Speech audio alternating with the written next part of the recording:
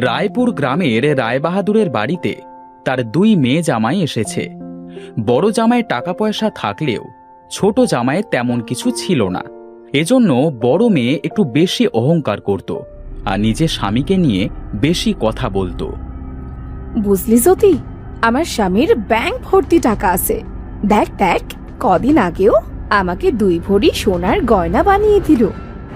তোর বড় ভাগ্য রে দিদি, তোর জামাই তোকে কত কিছু দেয়।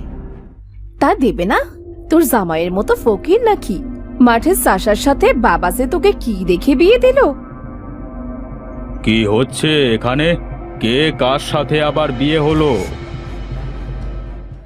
ও কিছু না বাবা, ওই বড় দিদি বলছিল তোমার জামাই চাষা ফকির, এই আর কি।